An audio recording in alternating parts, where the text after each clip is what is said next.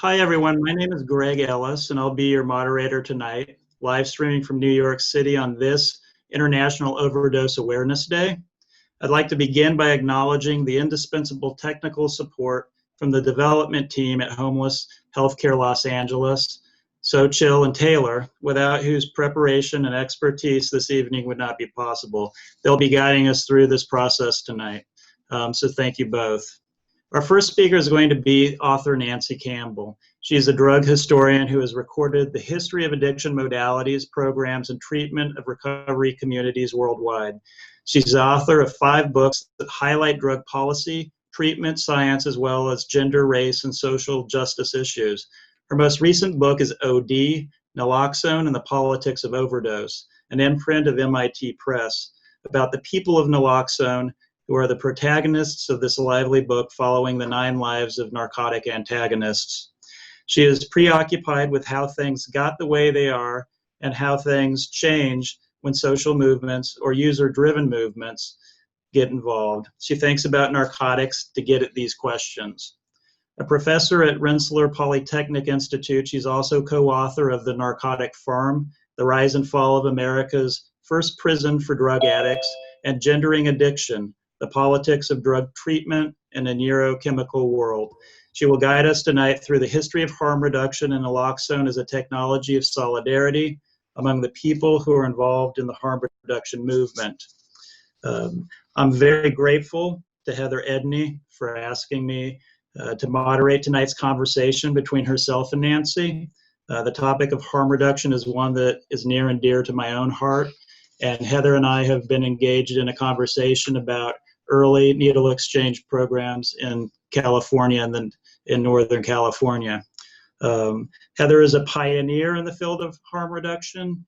Her fingerprint can be seen today in the number of lives saved, healthcare availability, and overdoses prevented in the IV drug user community. Her contributions to needle exchange and harm reduction were revolutionary and are immeasurable. They included an emphasis on wound care, safe injection techniques, feminist-based modalities and practices, as well as offering a fully integrated, holistic approach to addiction treatment. As the first executive director of the Santa Cruz Needle Exchange, Heather and her colleagues also created the informational zine Junk Food, the product of her vision of a user-driven social movement. Heather also created the first female-friendly harm reduction site by offering women-only hours on the Santa Cruz Needle Exchange schedule, which created a safe environment for female injection drug users. As if that isn't enough, Heather also was a co-founder of the Harm Reduction Coalition and the North American Syringe Exchange Network. Today, she continues to meet the needs of those that she serves, having recently created, along with our host agency tonight, Homeless Healthcare Los Angeles, their sister organization, Skid Rover, a venture that takes the burden away from unhoused pet owners of having to choose between feeding themselves or their dogs. Heather Edney is my hero. Lastly, a little about why I was asked to moderate tonight's event. My history as an AIDS activist in the 1980s included the distribution of new syringes to the IV drug using communities in the Tenderloin and South of Market neighborhoods of San Francisco. Our sole mission in those early days was to prevent seroconversion among this neglected and vulnerable population. Out of a shooting gallery in the South of Market area and through a network of sex clubs and peep shows, we provided early harm reduction education and injection kits that consisted of condoms, bleach, and syringes. These humble beginnings would eventually merge with other needle distribution activists to create one of the earliest needle exchange programs in the country. After their presentations and discussions, we'll open up the remaining time for a Q&A. Please submit your questions through the link provided on the Homeless Healthcare Los Angeles Facebook page or homepage. And with that, I will give you over to Nancy Campbell.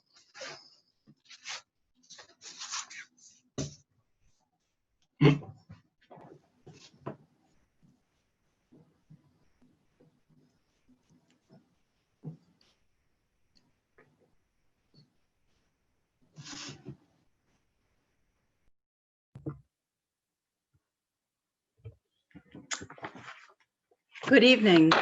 What my book's about is asking a question: why did it take so long to get naloxone into the hands of the people who need it most?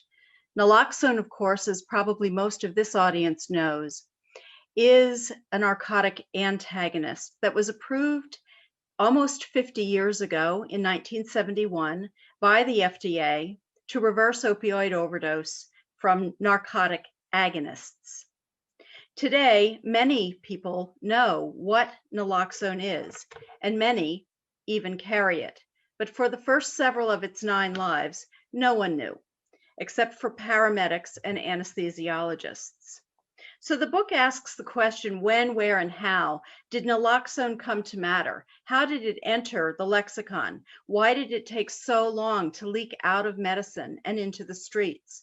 When did it become a vehicle for positive change, part of a social movement? And who saw that potential for naloxone to become a technology of solidarity? And how did they go about making it so?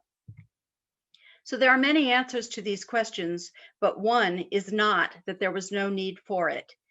As early as the 1950s, overdose deaths started rising in the United States. When morphine and heroin use were criminalized in the teens and 20s, there was an uptick in use by white males older than 45. So in 1935, public health-minded officials in the Bureau of Prisons and the U.S. Public Health Service agreed to take on what was then called the opium problem. And this led to a new deal for the drug addict. At the U.S. Narcotic Farm, a drug treatment and research facility that opened in 1935, patients could voluntarily seek help or be mandated there as felons. Demographic changes in who was admitted to the narcotic farm began to come about after World War II ended, and that was partly because suddenly needles and syringes and opiates became available for personal use. They hadn't been much before the war. And so many thought that it was imperative for science to find a cure, or at least a less addictive painkiller, a search which brought us methadone, Demerol, Dilaudid, Darvon, buprenorphine, Suboxone, fentanyl, and OxyContin, right? And all of their intended and unintended consequences, including the conditions for the current and ongoing increase in overdose deaths. Now, if you look at this photograph, which is from the narcotic farm, perhaps you can see that it says July of 1951. In the early 50s, due to the first mandatory minimum sentences being leveled for federal drug crimes, the demographic of narcotic farm admissions began to change. Patient inmates, as they were called, became younger, more urban, and more from communities of color, as are the men in this photograph. The narcotic farm did admit women, but in much, much smaller numbers. This was a 1,500 bed institution. There were maybe 200-300 beds for women. So still the majority were white. However, heroin markets were springing up in US cities in communities of color. And as you can see, in New York City, they began to track overdoses. And that was not the case for many cities. Many cities did not track overdoses. However, as those rates started to rise in the 1950s, they were still hidden events. Overdose took place in the margins. It was perceived as abrupt, inevitably deadly, and a shameful end. So while many people like to say that the war on drugs began with the Nixon administration in the 1970s, it actually was announced by President Dwight D. Eisenhower in 1954. What did the war on drugs look like at the law enforcement level? So this is a narcotic antagonist that is being used by police to surveil and to socially control people perceived as drug addicts. Naloxone, the first narcotic antagonist, was the official name is Naloxone, and this is happening in Humboldt County, California. And they teamed up with the Alameda Police in Oakland, California, which were the pioneers of this particular use of narcotic antagonists. So they were deploying the predecessor of naloxone as a means of detection, surveillance, and social control. The so-called Naloxone clinics were used widely throughout California and other states in the 50s and 60s, and several operated in LA. The idea was that heroin users would be deterred from use if they had to go through weekly Naloxone tests, which involved injection and observation. If you look at the bottom photographs, you'll see the apparatus. It was made with an old dental chair, and it was made to detect pupillary changes and observe other signs of rapid withdrawal. So the unpleasant and dysphoric effects of this procedure reasoned the police masterminds of this project would deter use. And they also used it to control the movements of drug users, because they basically said they won't move into our jurisdiction if there's a Naloxone program in place. But few were deterred. However, a lot of people got some pretty unpleasant experience with narcotic antagonists as a result of these Naloxone clinics. So I'd like to tell you the story of one of these people. He's actually quite famous. You may have read his name before. One chilly February night in 1960, two narcotics officers from the Wilshire Felony Unit stopped a car for an unilluminated license plate. Now, how many of you have had that happen to you? A 25-year-old Army veteran, Lawrence Robinson, was one of the four occupants. The LAPD officers ordered them to bare their arms and checked their pupils with flashlights. Sweating profusely, Lawrence Robinson admitted that he was a narcotics user. He was arrested and charged with suspicion of being a narcotics user under California's Health and Safety Code. The jury was instructed to convict Mr. Robinson, even if it found no proof of actual narcotics use by him, so long as it found him an addict. So his probation was conditioned upon participating in a Naloxone program. His mother got him a lawyer, argued her son's case all the way up to the US Supreme Court. It is cited still today as a watershed precedent, but Robinson himself was found dead of an overdose in an alley in LA, nearly a year before his case went before the Supreme Court and was reported beneath such headlines as "Drug Addiction Ruled No Crime." So nalorphine, this Naloxone drug, was used well into the 1970s, even after naloxone was approved. A well-known 1972 Consumer Union book on licit and illicit drugs argued that better distribution of nalorphine should make overdose deaths a thing of the past. That argument was made in 1972, and I have to tell you that that argument was one of the reasons that I took on this project, because I was so struck by the fact that people knew about opioid overdose reversal and the possibility of it with narcotic antagonists this early in the story, and really were unsuccessful at getting it out. So well after naloxone was approved, nalorphine still appeared. But naloxone was approved in 1971, and it gradually seeped into clinical use. And it fueled quite a number of pharmacological dreams. People thought with a narcotic antagonist, there were a lot of things that you might be able to do. Broader access to naloxone, however, was not implemented anywhere in the world until the late 1980s, when there was a bit of a heroin epidemic in northern Italy. I thought a lot about that during the COVID pandemic, because some of the same cities were actually involved. And in that earlier epidemic in Italy, pharmacists, nurses, and medical students built a response system, and they would rush out onto train platforms when somebody overdosed with naloxone.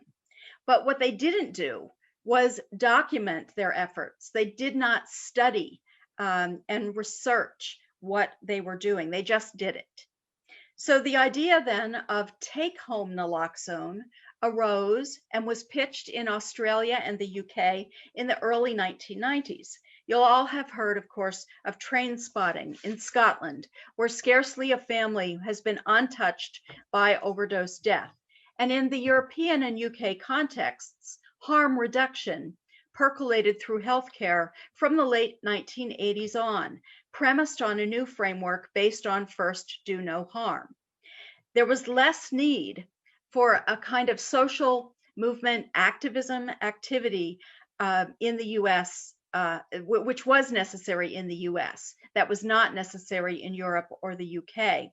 And in the US, that was because of the previous history that I was telling you. We have relied in the US on criminalization and incarceration as primary drug policy. And it has been penal and punitive. And we've done so for the past century, really. And so what begins to change that is this movement, the movement around HIV and AIDS. The underground needle exchanges that got set up in the United States during the late early 1990s and early 2000s did not become fully legal until this decade. Police in the early days confiscated naloxone if they found it and arrested people who carried it on reasonable suspicion that they were heroin users. ACT UP New York operated a needle exchange in the Lower East Side for a couple of years before arrests of the Needle 8 led to a test case that resulted in the legalization of needle exchange in the state of New York. Meanwhile, on the West Coast, by late 1999 or so, there were naloxone training programs in Golden Gate Park, right? And the reason for that was it was illegal to directly supply someone you had trained with naloxone, with the actual equipment to inject someone with naloxone. And so that all came about under illegal auspices. Also, in 1993, the aforementioned Harm Reduction Working Group began. You'll see a younger Heather Edney right there in the middle of the back row. And you'll see Dan Bigg in the front row in the white shirt, and quite a few other activists who were very important in those early days. And you'll see activists from communities of color. Then in January 2000, the Open Society Foundation brought people to Seattle to figure out how to distribute naloxone more systematically. That year, there were 14,000 opioid overdose deaths in the United States. There would be little or no official federal support for research on overdose and overdose prevention, much less implementation, until the annual death toll reached close to 70,000. As naloxone access activists and advocates came up with training programs, they created overdose prevention education, and they created it more or less from scratch, out of their garages and living rooms, going to Kinko's. So there was no support from federal government agencies charged with doing something about drug programs like the NIH or NIDA. There was no state or county or municipal public health department involvement. The activists basically had to make overdose a political matter. They had to figure out how to bargain for and purchase and divert and otherwise distribute naloxone. So they saved lives without any support. And in fact, they met with a fair amount of conflict from those governing our lives. So now, veering rapidly into the present, we see that the relatively low level of overdose deaths during the 1990s. This graph is a CDC graph, and it starts at 1999. And as you can see, there are relatively so-called low levels. Some of us would argue that any death is too much from overdose, but you begin to see what happens for anyone who was around drug-using communities in the 1990s. Once antiretrovirals made HIV and AIDS something that people could live with, overdose deaths became very apparent. And that was especially among younger users at that time. So AIDS activism and the hard-hitting visual play that activists used to draw attention to their cause built upon the idea that drug education could be more relevant and more reality-based, and also a lot more fun. So the Santa Cruz Needle Exchange graphics appealed to drug users' experiential knowledge base, tapping into a kind of post-punk copy art aesthetic. They relied on found art science fiction book covers, line drawings that were clipped from news magazines. They documented and learned to use spreadsheets to demonstrate that they had saved lives. They sought funding from foundations and they cooperated with researchers to produce evidence. Now, few knew more about the dimensions of harm and response to risk that are involved in overdose prevention than drug users themselves.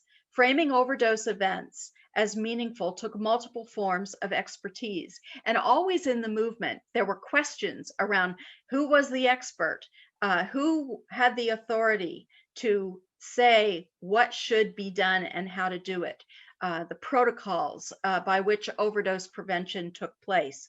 So the movement was grappling with emotive and ethical questions, as well as scientific and medical clinical questions, in an ever-changing landscape of political conflict over what counted as overdose, who counted as an expert, and what counted as an objective account of overdose. So I really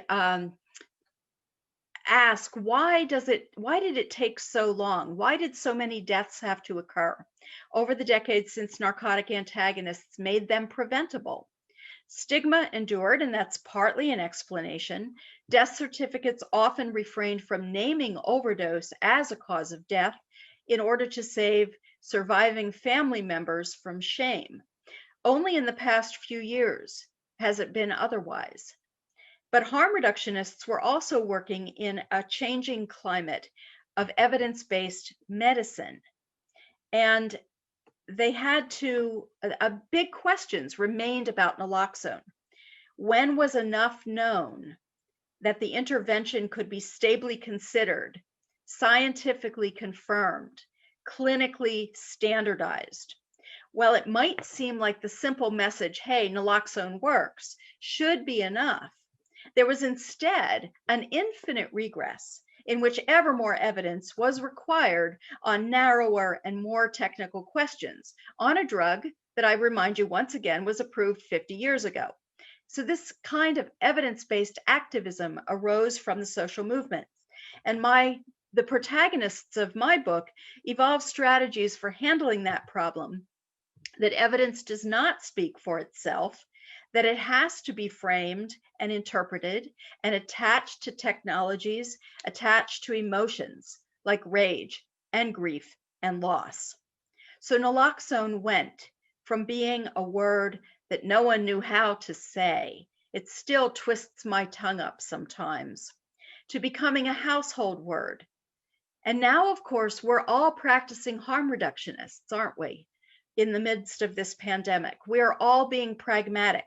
We're doing what makes sense within the local conditions of our everyday lives. The tools of harm reduction might change from clean needles and naloxone to masks and pulse oximeters, but the practice and philosophy remains lively, hopeful, and life-affirming. So thank you for listening, and I look forward to hearing your questions. And now I'd like to turn it over to Heather Edney, editor, author, founder of Junk Food, a maker before the maker movement, and now director of communication and development at Homeless Healthcare Los Angeles. Let's welcome Heather. Thank you. That was wonderful. Thanks to you and Greg for agreeing to do this. We were talking before this call about just how crazy this is. Nancy had asked if I thought at the time that we were making Junk Food that there would be an International Overdose Awareness Day. Definitely didn't think that. I honestly didn't think I was going to be alive. I was very focused during that time on preventing my own overdose and preventing overdose amongst the people I love. So it's amazing to be here now and to see how far this movement has come. So part of why I wanted, to do this today was because this is Junk Food. Myself and Brooke Lober designed this. And, we did this with photocopy machine, glue sticks, you know, scissors, and we just like taped it together. Oh, and sorry, and like this is totally doable. So I guess I was hoping that this would like maybe inspire conversation amongst people who were using drugs or who were trying to help people who use drugs to do something like this in their own community. You can do this, and now obviously with social media, it's a lot easier to do. I think what we did in junk food was we interviewed each other, and we also interviewed people who worked in public health. We were very fastidious about making sure there was no typos, because we wanted people to take us seriously, and if there's typos, that's not going to happen, or is less likely to happen. And then we also wanted to make sure everything was medically accurate, and I think it stands up to the test of time. I think we did a pretty good job. Let's see. Yeah, so we've got some questions which we will read now, and then just see where this goes. 1 second.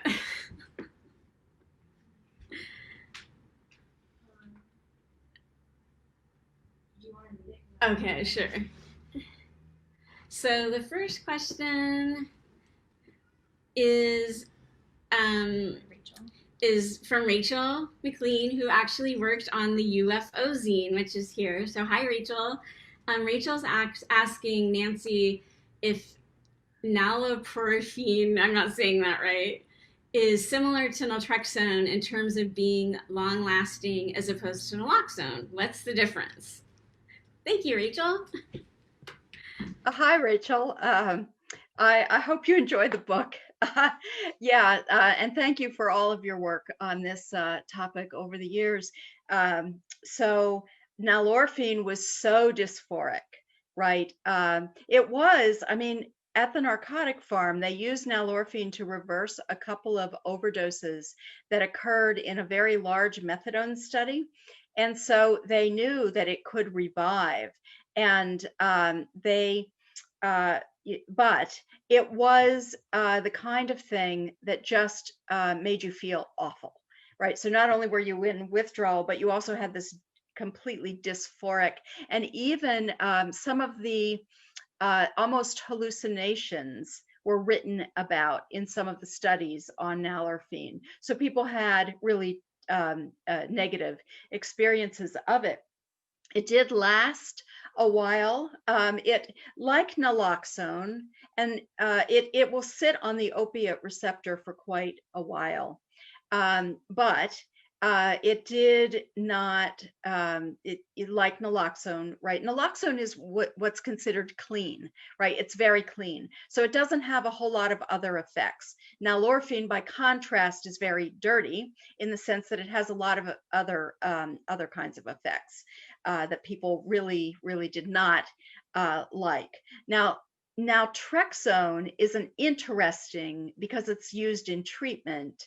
And it was thought to be a very efficacious. So in the 60s, this whole idea around randomized controlled clinical trials comes about, and there's this idea that every drug has a very specific purpose, and that's why we use them. And naltrexone had a little bit more of a targeted kind of effect, like naloxone, whereas nalorphine was a little bit more amorphous. So they have really different effects, and so the punitive aspects of nalorphine were really evident to people, right? Nobody wanted to have this happen to them once they had it happen once. And in fact, there's even some lore in Southern California that people started using amphetamines in Southern California because they were not detectable on the Naline test. So thanks for the question. And again, thanks for your work. Thank you, Nancy. We have another question from Daniel. He says, there was definitely multiple perspectives in the early 2000s among different SEP providers as to whether distributing naloxone was something that programs should be doing or could do. Can someone speak to that, or to speak to how that evolved?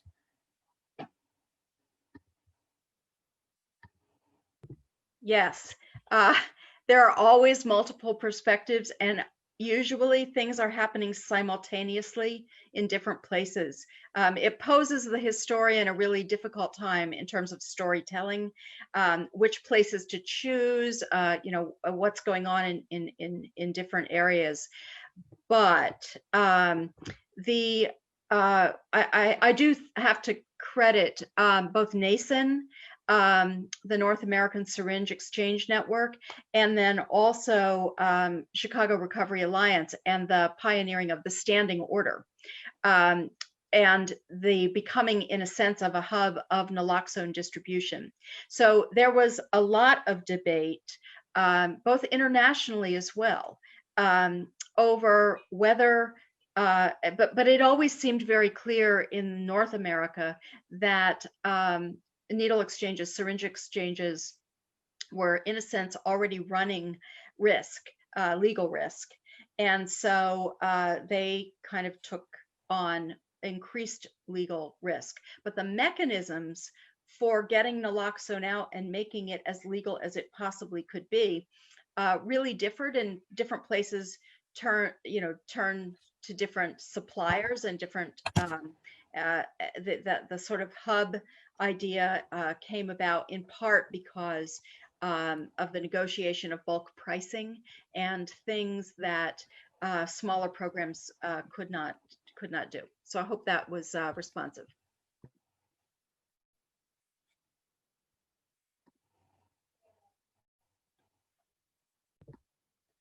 Heather, could I ask you a follow-on of that question? Yeah. Because it was always interesting to me how you got your naloxone in Santa Cruz, and I do think that there was very resourceful thinking on the part of the harm reduction activists about how to both distribute naloxone, when to use it, and how to get it out. That's a great question. So I think kind of like needle exchange, we got naloxone through somebody who knew somebody who knew somebody. And as far as how to teach people how to use it, now we have intranasal. So that's a very simple thing to explain. You just, you explain what the symptoms of an overdose are, but it's less formidable than having to inject someone with naloxone, which is what we were doing at that time. We were lucky to have a paramedic that we worked with who volunteered at our needle exchange. He reversed my overdose many times with naloxone, I guess off the clock. That's how I learned about how to use it.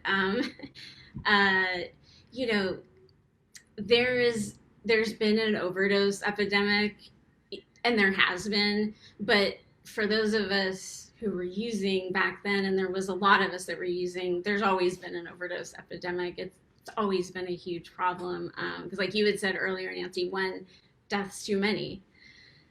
So we have 2 more questions. Taylor's gonna read one right now. Okay, John Kyle is saying, hi everyone, thank you for this wonderful presentation. How have, I'm definitely butchering this, nalorphine, naltrexone, and naloxone varied in cost over the years? Has cost ever been a barrier to access? And sorry if you've already been over this. Cost has always been a barrier to access, although the little tiny glass vials that Heather's talking about were cheap. This is a generic drug. The drug itself costs about 4 cents for the actual dose that you would need to reverse an overdose. And so we have involved, these are really interesting questions. And I didn't do a lot with pricing in the book, but I've been doing some interviews recently on pricing. and on the notion of a nonprofit pharmaceutical company that might be able to sell naloxone for much cheaper than what the current market allows. These they retail, well, let's see, they around $79 each, and so anybody who could come in and lower that price would be very welcome in this sector. Now, that said, a lot of public health departments, states, and so forth now are buying naloxone and giving it out for free. I relate an anecdote in the book where I go into a pharmacy in my home state, and I ask for naloxone, and the pharmacist says, "Why do you want it?" And then the conversation goes on, and the pharmacist says, "Well, it's going to cost you, before even, asking me, do I have insurance or anything, it's going to cost you between $700 and $800. And I said at that point, I think I will just go get it from my friendly harm reduction organization. So in other words, pricing has always been an issue, an access issue for harm reduction organizations, and of course for drug users, and of course for really anyone. These are prohibitively costly, and they really don't need to be, and they shouldn't be. But we don't have anybody sort of seizing control and saying this should be different. Thanks for that question. Okay, so then just a few more here. Daniel said, Nancy, can you also speak to the phrase of technology as a solidarity? He loves it. Yeah, so the story I just told you tonight was, I used to think of drug testing and urine testing, and I've even written articles in which I called them technologies of suspicion and suspect technologies. And the idea was always that a technology is inert, right? It's the social relations around a technology, it's the politics, it's the economics, as we were just talking about, that naloxone is nothing, right, without this social movement. It's the solidarity that brought people together. And I think this is something that Greg could speak to, because I think, Greg, you've been in situations where the kind of solidarity that builds within social movements that are dedicated to taking care of one another in the midst of epidemic situations is in a way unlike any other. And so technologies of solidarity came out as that. So I think, Greg, would you speak to that? Hi, sure. Thanks a lot, Nancy. Yeah, definitely back in the early 80s, as the AIDS epidemic took root in this country, particularly in San Francisco and New York City, we as people who either had contracted the virus or were living in the community where great numbers of people were dying from it, realized pretty early on that the government didn't really care about us, either on a federal level, a state level, or even on a local level. So we basically went about creating pretty much all of these networks ourselves. And we did it, through the kind of venues and avenues that we had available to us. We did it in nightclubs, we did it in art galleries, we did it in ways, like Heather would later, using Xerox and some of the punk aesthetic that Nancy spoke about. It was, it was something that the way the HIV epidemic came about was within a community of people who were already had a lot of solidarity because of a lot of the issues around stigma.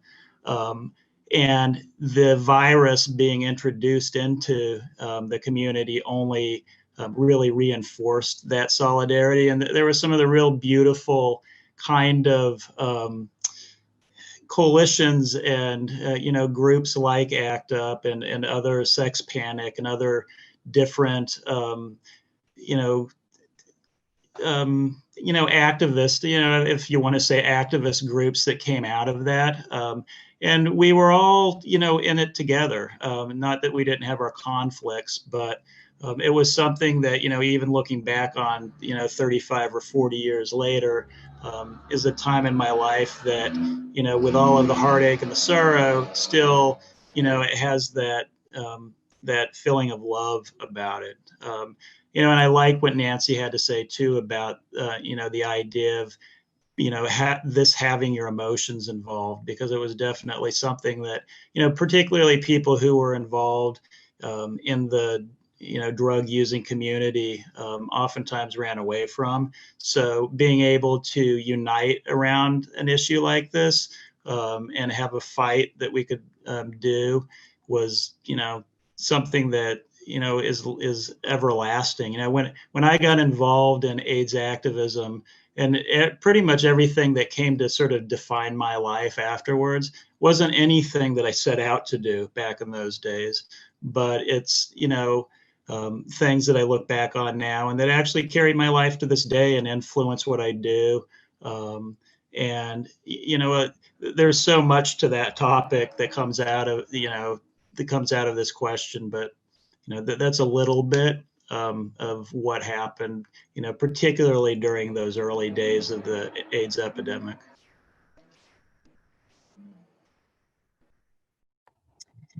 Okay, so Lorraine said, hi, what are some key themes that we can learn from why individuals experiencing addiction undergo repeated relapses to drug use even after successful treatment?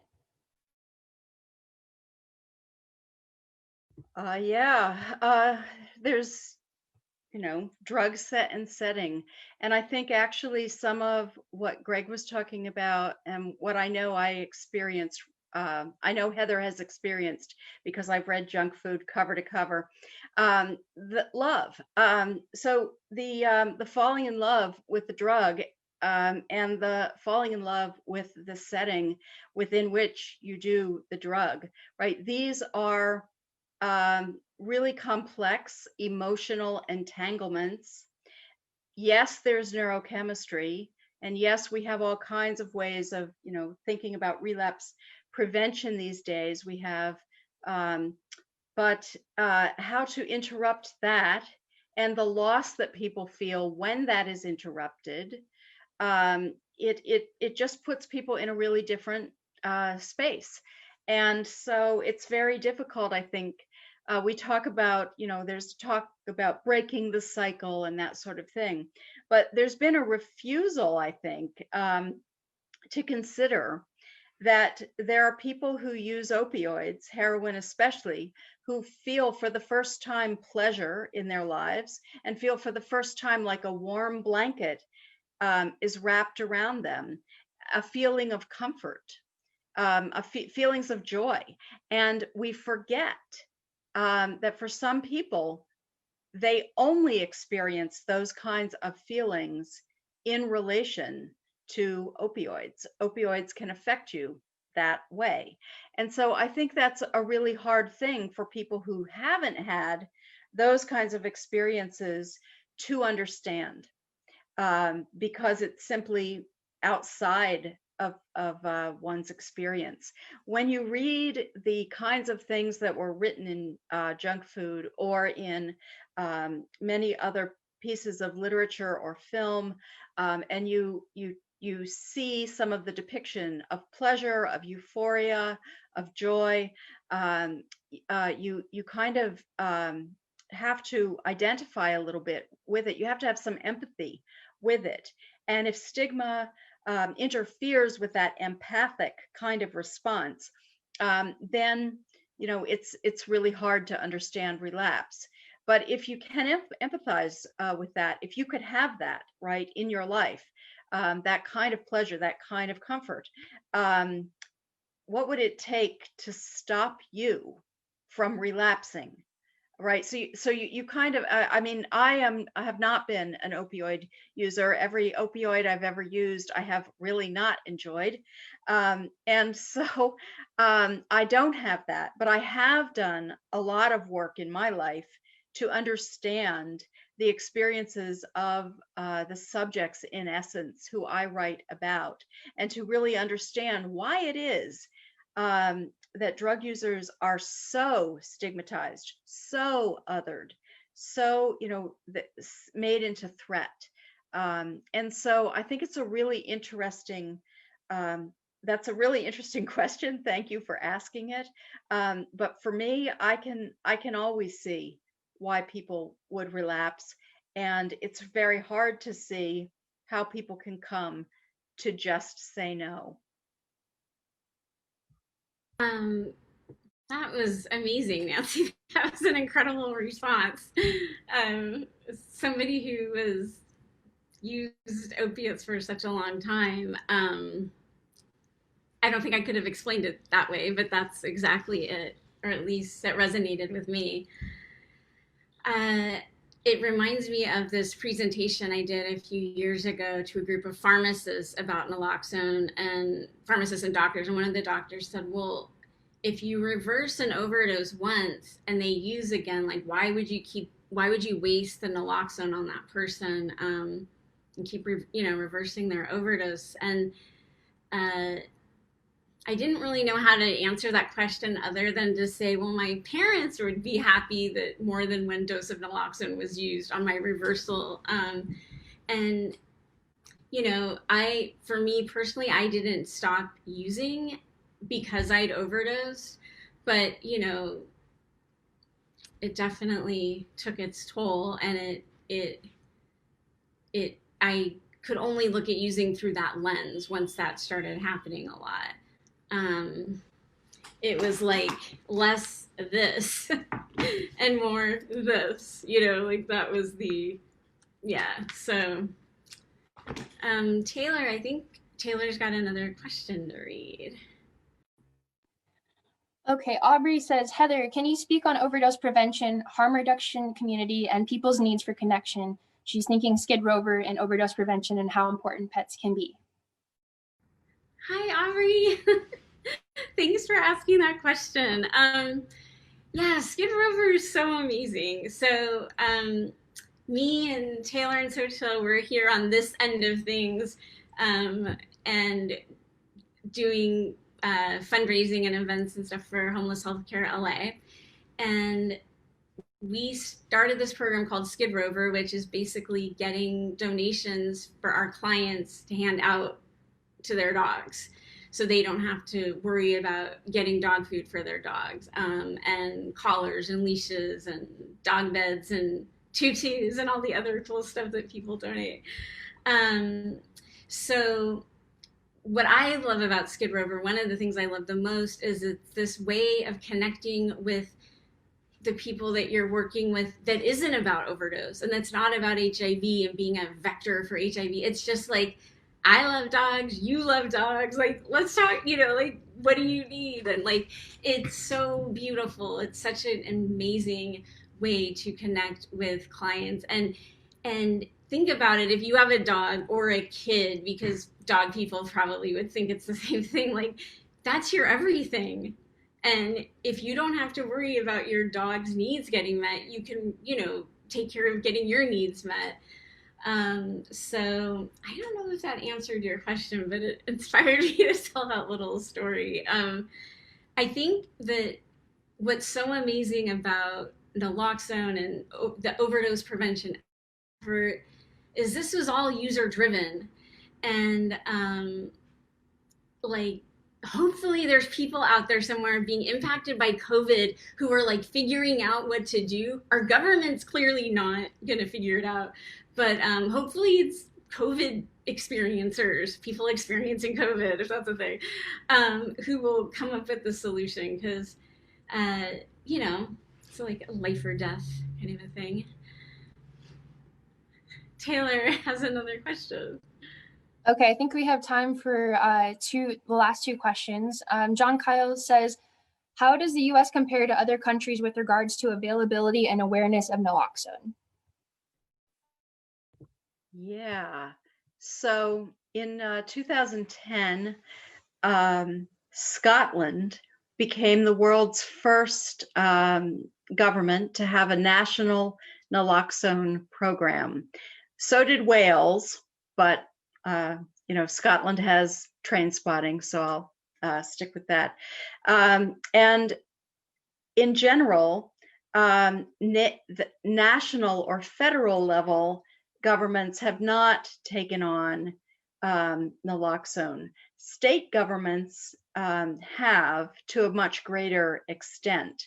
And it's generally states and regions of countries that have particular death rates, right? Fairly high death rates.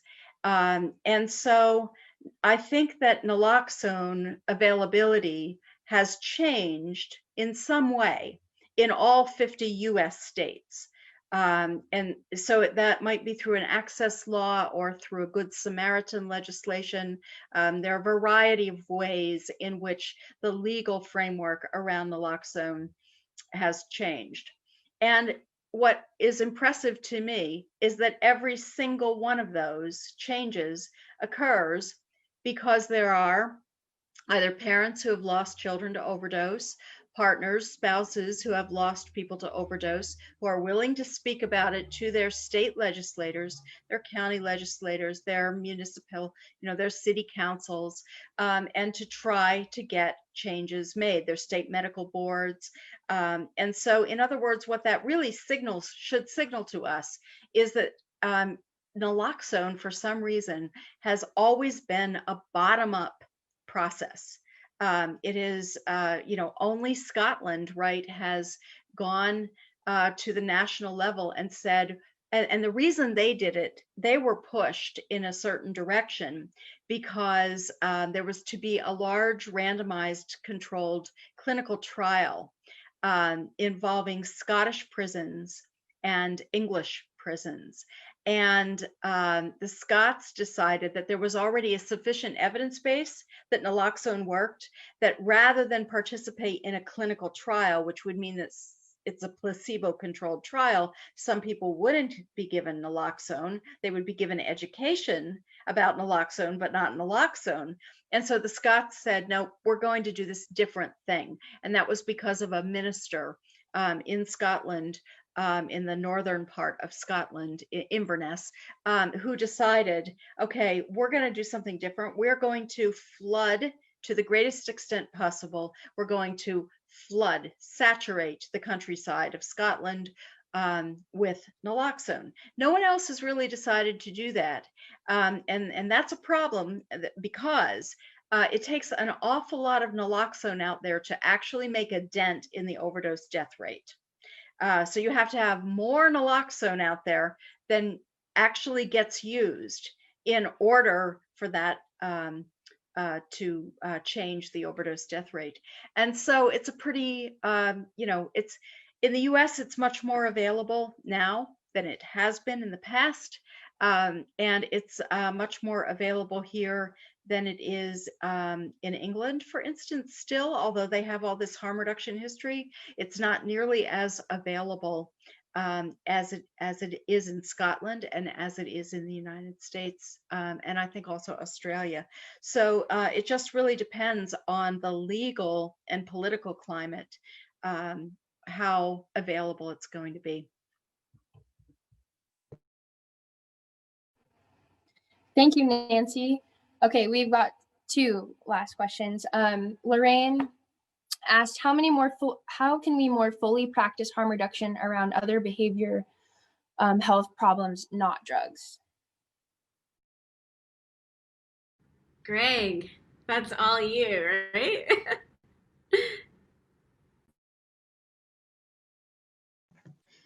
Hi, how are you? I mean, for harm reduction actually began in 1983 with a book, a very thin booklet called How to Have Sex in an Epidemic. And it was essentially about contagion interruption.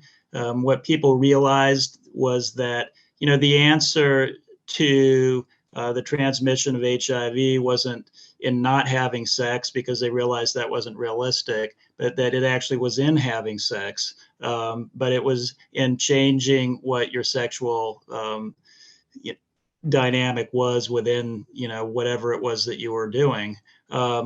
So, it started with that seed in 1983, and it came out of this multifactorial theory that originated with Joe Sonnabend in New York City, and has grown over the years. Certainly when I was early on involved in it, it was about safe sex and it was about HIV prevention. But programs like Heather's, which is, partially why we're having this, she and I are having a discussion, took those fundamentals of harm reduction and, grew them. We've also talked about, here with COVID, and what it is that people are doing, in terms of trying to disrupt that contagion spread. And I think that that's the heart of what harm reduction is about, whether it is in behavioral health problems, whether it's in, it's not always just in policy within the government. And that's what we learned. It's a thin line that you walk where, people are going to accuse you. And I have friends that actually spent the day yesterday with Richard Berkowitz, who 40 years later is still being accused of being sex negative when he was the most sex positive person I've ever met. He was a sex worker in New York City, as the AIDS epidemic took root. And, he was the one who actually came up with the concept of harm reduction within sexual activity. He had a client who came to his door after he had shut down his business and had said to him, just let me lick your boot. That's what I want to do. And it planted the seed in Richard's head that, like, wow, we can still have sex even though there's this deadly virus going around. We just have to change what we're doing necessarily. And that night he actually sat down and wrote How to Have Sex in an Epidemic, which I have right here. It's grown from there. That's a question that's a very open-ended question. I think that you can take that concept and apply it to a lot of things in people's lives. I think people do. They do it around food. They do it, in their everyday lives with, whether it's exercise, and other things to help them with their own personal health, whether it's mental or physical health. But I don't know if it's a robust question. I don't know if I answered it a lot, but that's sort of the root of where that idea came out of anyway. So. That's wonderful. Thank you. So we have one more question. It's almost 7, but not quite 7. So let's do one more question. Okay, James asks, is the availability of naloxone helping to open up the conversation about supervised injection sites? That's a great question, James. Yes, is the answer. Interestingly, all of the my book is partly about the U.S., but it's got 3 chapters about the U.K. And the people, all of them, who were working on naloxone access when I was interviewing them, are now working on safe injection sites or supervised consumption sites. And it was really interesting. Now that's where their passion has moved. So I think that getting the experience of setting up, I think of it more as harm reduction infrastructure. You need a harm reduction infrastructure that can accommodate the kinds of changes that you're going to need to make over time, right? You don't just need naloxone. You need naloxone, but you don't just need naloxone, because you also have, now this business with fentanyl, right? So you want to have fentanyl test strips, and you want to have, more capacity. And I think if we think of it as harm reduction infrastructure and the expansion of harm reduction infrastructure, that's what's been happening since the early 80s, that we have gradually understood philosophically and politically. And now we have a sort of, we have different models for how to do the economics of it. So I think that's what we need to focus on, is how to build a sustainable harm reduction infrastructure that is capable of adapting to whatever harms come along, because new ones surface, old ones don't go away. And you begin to see that some of these changes are really small, pragmatic changes that need to be rolled out, adapted to whatever the local situation is. And that's the beauty of harm reduction, I think, is that it's pragmatic. So it means that you can think about those things. I think that safe injecting sites are actually a really important modification, and they signal a social acceptance of harm reduction. Now, we're always going to have the accusations, right, that harm reduction is condoning illegal activity. But the fact is, we need to change that. We need to really rethink the licit-illicit drug divide if we're going to really make changes in people's lives. Thanks for that question. Thank you, Nancy. And thank you, Greg. This was very stressful pulling this thing off. This is our first live stream event, and I feel like we were like at NASA trying to land on the moon or something. But we did it, and I so appreciate the both of you for so being so generous with your time and like your brain power, because you're both so amazing, and this was just wonderful. So thanks again, and thanks to everyone out there who's participating with us with this. This was great. Bye. No, I'm kidding. Okay, bye everybody. Thanks, Heather.